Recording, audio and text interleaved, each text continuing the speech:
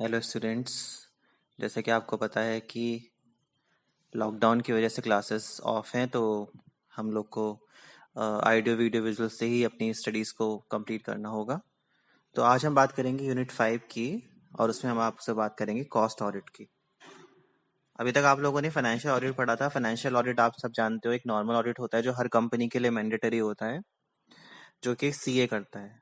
लेकिन cost audit की अगर हम बात करें तो कॉस्ट ऑडिट जो होता है वो आईसीडब्ल्यूए करता है।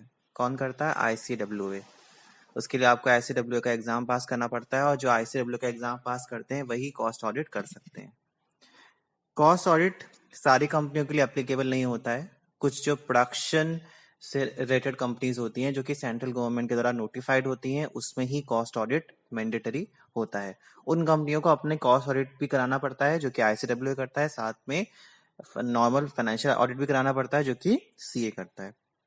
तो हम लोग बुक में देखते हैं।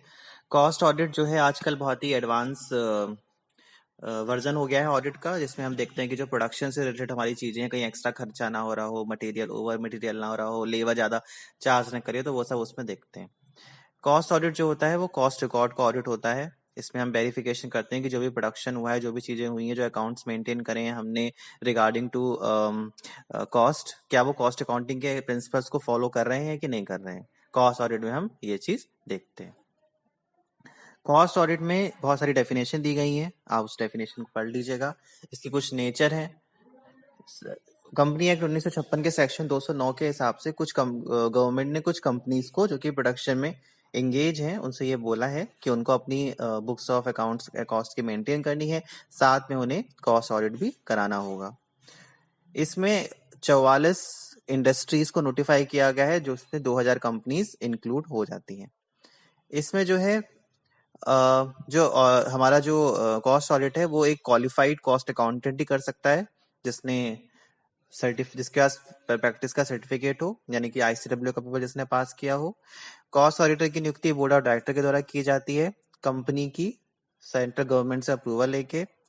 कॉस्ट ऑडिट रिपोर्ट में एक रिपोर्ट उसको सेंट्रल गवर्नमेंट के पास ट्रिप्लिकेट में सबमिट करनी पड़ती है, और साथ ही में एक रिपोर्ट उसको जो है उसकी कॉपी कंपनी को भी सबमिट करनी पड़ती है।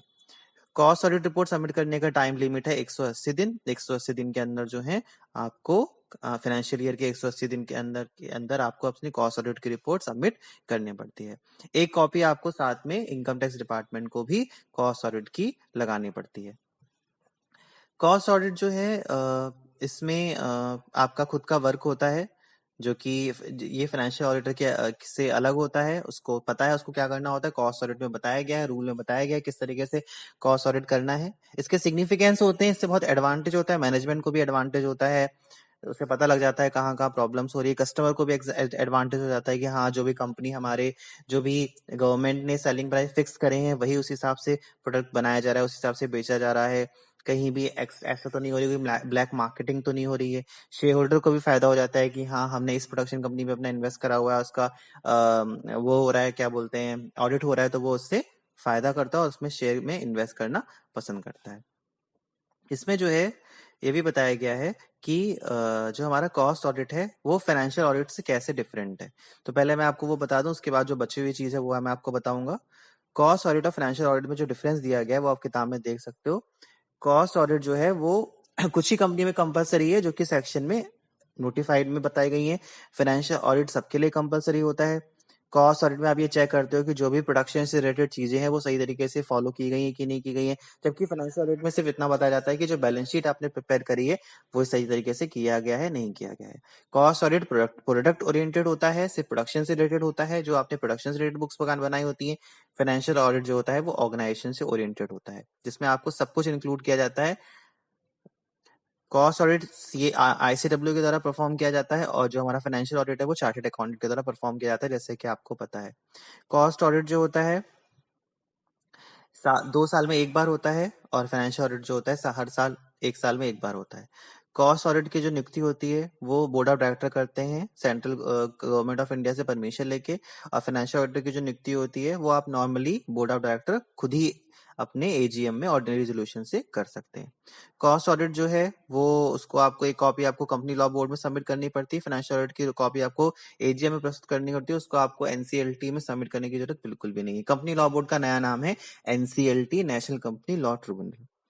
कॉस्ट ऑडिट जो होता है वो इंडस्ट्री वाइज फॉर्मेट में होता है, और जो हमारा फाइनेंशियल ऑडिट होता है उसके भी अलग नियम है।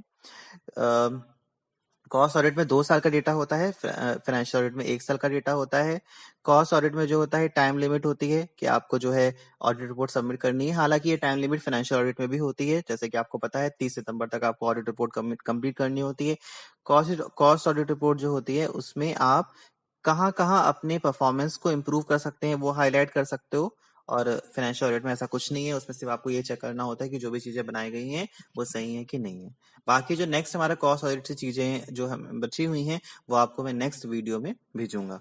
आपको कोई भी डाउट, आप जब भी ये ऑडियो सुनो अपने सामने बुक रखें, और कोई भी आपको डाउट हो विदाउट एनी हेजिटेशन आप मुझे व्हाट्सएप पे